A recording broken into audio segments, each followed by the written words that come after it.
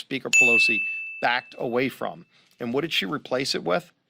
$54 billion in new mandatory spending. At a time when inflation is through the roof, families are pleading with Washington to stop the spending, to get control over inflation that is tied to Washington spending.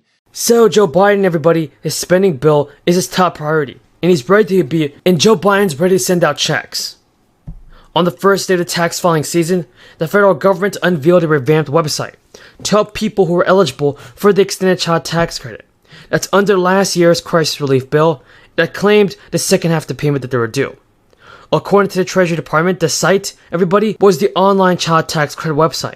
And folks, this showed taxpayers his filing options. It also included eligibility information and the instructions on how to obtain the credit. Folks, this is very useful information for those of you that received an expanded monthly CTC payment last year. As part of President Biden's stimulus package, though, it included a monthly payment of up to $300 per child. The child tax credit also got a boost, and according to the Treasury Department, since the payments were first disbursed in July, the Treasury and the IRS have delivered approximately $93 billion to tens of millions of families. That happened many times. For the tax year of 2022, the CTC payment refers to $2,000 per qualifying child per year. In addition, this year, the age of eligibility is extended to age 17. So as tax filing season begins, the Treasury's priority is ensuring that eligible families are able to receive the full child tax credit. So this relief has helped families pay for essentials when they need it the most, and by getting the second half or the full amount of the credit, millions of people continue to receive. So the good news is that more stimulus money for families will likely be added to President Biden's spending bill. A group of Senate Democrats are still urging President Biden to get a beefed-up child tax credit included as part of any agreement on a sweeping climate and spending bill. Democratic Senators Michael Bennet, Sherrod Brown, Cory Booker, and Raphael Warnock all wrote the letters to President Biden and Kamala Harris to send out more stimulus payments. They said that it's needed to extend this critical investment in American families and children as part of the Build Back Better package. Democrats have temporarily expanded the child tax credit in early 2021 as part of a sweeping relief package enacted to provide $3,600 or $300 per month.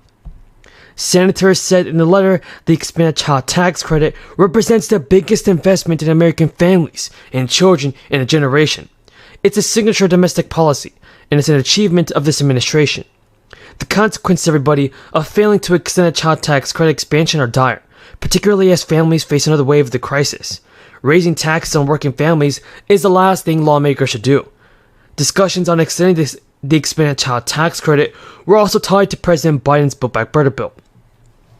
And that bill hit a pause in the Senate after Joe Manchin during an interview last year said that he didn't want to support the bill. Folks, that's kind of disappointing, and I think that President Biden has to do something about this. If you guys agree, tell me in the comments below. At pharmacies and grocery stores across the country.